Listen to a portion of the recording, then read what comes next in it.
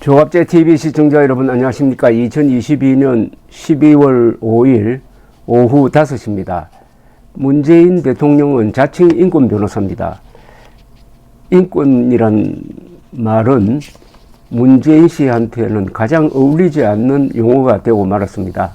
인권이라고 하면은 고통받는 사람의 인권을 말하는 것이고, 한반도에서, 아니 이 지구상에서 가장 인권이 철저하게 말살된 곳이 북한인데, 북한 인권 문제에 대해서는 전혀 관심이 없는 정도가 아니라 북한 인권 문제를 제기하려고 하는 사람들을 탄압하는 데 앞장서는 사람이 인권 변호사를 자처하면 되겠습니까?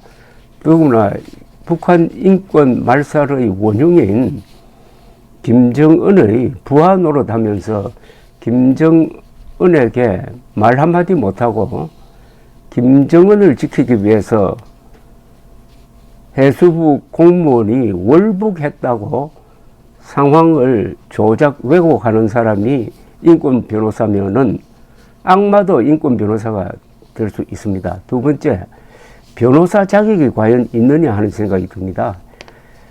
이 사람이 뭘 하는 것 또는 글을 쓰는 것을 보면은 전혀 변호사답지가 않습니다. 변호사는 최소한 자기를 방어할 수 있는 법리를 갖춰야 합니다. 최근에 서훈 전 국정원장이 구속되는 그 전후에 두 편의 SNS 글을 발표를 했는데, 이걸 읽어보면은 날 잡아가라는 겁니다.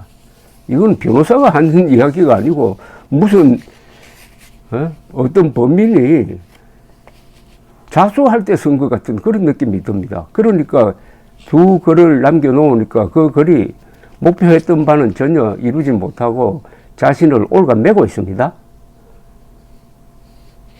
그런 문제에 대해서 조남준 전 월간조선 이사가 조갑제닷컴에 아주 짤막한 글을 올렸는데, 제목이 이겁니다. 문재인 입만 열면 자기 편에 불리한 말만 한다. 꼭 간단하게 설명드리겠습니다. 문재인 전 대통령은 12월 4일 서훈 전 청와대 국가안보실장의 구속에 대해서 서 전 실장과 같은 자산을 꺾어버리다니 너무나 안타까운 일이라고 했다. 문재인은 페이스북에 서훈 실장은 김대중 노무현 문재인 정부의 모든 대북 협상에 참여한 최고의 북한 전문가, 전략가, 협상가라고 했다고 한다. 문은 12월 1일 자신을 참모했던 윤건영 의원을 통해 정권이 바뀌자 대통령에게 보고되고 언론에 공포된 부처의 판단이 번복됐다며 도를 넘지 말라고 말한 바 있다. 문 전 대통령의 말에 몇 가지 의문이 있다. 첫째, 전문가라면은 어떤 죄를 지어도 용서해야 하는가? 본인 재임 중에 구속한 김관진 전 국방부 장관을 비롯 4명의 국정원장, 대법원장 등은 전문가 축에 들지 못하나? 둘째, 그런 인재 전문가를 아껴두지 않고 왜 공무원 자진 월북 결정이라는 악역을 맡겼는가? 본인이 직접 심야회의 주재도 하고 결정도 발표도 직접 하지 않고 공무원이 사살당했는데 설마 진짜 월북이라고 믿었던 것은 아니었겠지? 이용가치 높은 월북 공무원을 사살하는 바보 같은 북한은 아닐 테니까. 셋째, 자산을 꺾었다는데 구속되면 꺾인 것인가? 이 말이 앞으로 재판에 나쁜 영향을 줄 것이라고 본다. 넷째, 영장심사 직전 발표한 도를 넘지 말라는 입장문이 어떤 영향을 줄까 생각해봤나? 영장 담당 판사에게 결코 좋은 영향을 줬다고 보기는 어렵다. 일일이 옳은 말입니다. 영장 실질심사를 앞두고 전직 대통령이 도를 넘지 말라고 하는 것은 영장 판사들은 영장을 기각하라는 주문 아니겠습니까? 근데 그것도 살짝 내밀리 하면 몰라도 공개적으로 이렇게 하면은 판사가 그걸 받아들이겠습니까? 판사가 그걸 받아들이면은 그 뒤에 언론이 뭐라고 하겠습니까? 역시 전직 대통령의 압박에 판사가 굴복했다. 이렇게 나오지 않겠습니까? 그래서 제가 이분의 변호사로서의 자질을 의심하지 않을 수 없다는 겁니다. 그 다음에는 이 모든 사안은 자기가 책임이 있다고 막 자폭을 하고 말했습니다. 그러면은 당연히 서훈 구속했으니까 그 다음 단계는 검찰이 문재인 전 대통령을 수사하지 않을 수 없도록 몰아가고 있습니다. 아니다 다를까 이 SNS 글이 빌미가 되어가지고 언론이 이제는 할 수 없다. 최종 책임자라고 스스로 자백하고 나온 문재인을 수사를 해야 된다는 식으로 글을 쓰고 있는데 그것이 상당히 합리적입니다. 지난 1일 문재인 전 대통령은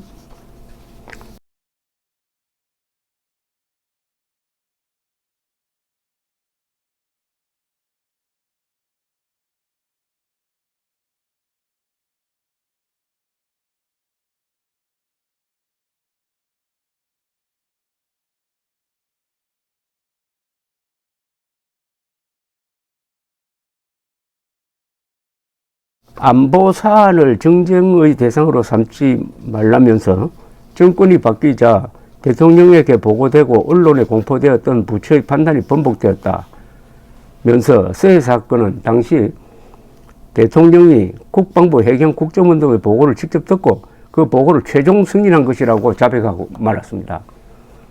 당시 대통령이, 즉 문재인이 국방부 해경 국정원 등의 보고를 직접 듣고 그 보고를 최종 승인한 것이다. 당시 안보 부처들은 사실을 명확하게 규명하는 것이 불가능한 상황에서 획득 가능한 모든 정보와 정황을 분석하여 할 수 있는 범위에서 사실을 추정했고 대통령은 이른바 특수정보까지 직접 살펴본 후 그 판단을 수용했다고 했습니다. 이거 완전히 불리한 이야기입니다. 요걸 가지고 수사에 들어가면은 문재인은 직권 남용을 면하기 어려울 거라고 생각을 합니다. 이거 한번 하나하나 따져볼까요? 대통령이 국방부 해경 국정원 등의 보고를 직접 듣고 그 보고를 최종 승인했다고 했으니까 이 사건의 최종 책임자는 나라는 걸 일단 인정을 했습니다. 그런데 안보 부처들은 사실을 명확하게 규명하는 것이 불가능한 상황에서 획득 가능한 모든 정보와 정황을 분석하여, 그러니까 월북했는지 안 했는지를 규명할 수 있는 정보가 부족했다고 스스로 인정을 하고 있습니다. 사실을 명확하게 규명하는 것이 불가능한 상황에서 획득 가능한 정보와 정황을 분석하여 사실을 추정했다. 즉 월북 사실을 추정했다는 겁니다. 근데 월북 사실을 추정했으면 월북했다고 발표하면 안 되죠.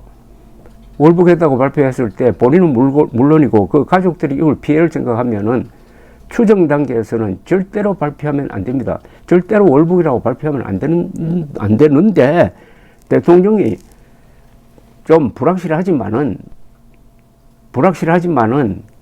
일단 발표를 하라. 일단 월북으로 발표하라고 했다는 것 아닙니까? 이게 이렇게 되면은 이게 요행수 아닙니까? 요행수를 바라고 하는 것 아닙니까? 예, 근데 지금 월북일 가능성이 한 60%밖에 안 된다. 그런 상태에서 월북이라고 발표하면은 60%의 가능성을 놓고 한 사람의 명예를 그냥 도박에 거는 겁니다. 아니, 대통령이 도박합니까? 불확실한 상태에서 왜 단정적으로 보고를 합니까? 발표는 왜 단정적으로 나왔느냐 이겁니다. 단정적으로. 그런데 이것은 문재인 씨의 변명이고 요사이 밝혀지는 거 바로 보면은 월북이 아니라는 수많은 증거가 있었는데 그걸 다 무시했다는 것 아닙니까? 또는 은폐했다는 것 아닙니까? 피해자가 또 이 문재인 씨가 자신의 약점을 드러내는 이런 글이 있습니다. 피해자가 북한 해역으로 가게 된 다른 가능성이 설득력 있게 제시되어야 한다. 그러나 다른 가능성은 제시하지 못하면서 그저 당시의 발표가 조작되었다는 비난만 할 뿐이다. 그러니까 월북했다는 가능성이 높은데 월북하지 않았다고 주장하니까 월북하지 않았다는 증거를 제시하라는 겁니다. 이거 완전히 거꾸로 된 것 아닙니까? 월북했다는 150% 되는 증거는 그렇게 주장하는 사람이 제시를 해야 합니다. 주장하는 사람이. 그런데 월북이 아니라는 증거를 제시하라고 하면은 이런 비법리적인 이야기가 어디 있습니까? 어떤 사람을 세워놓고 당신이 도둑질을 안 했다는 증거를 제시하라고 하면은 그거 제시할 수가 있을까요? 보통 사람 못 합니다.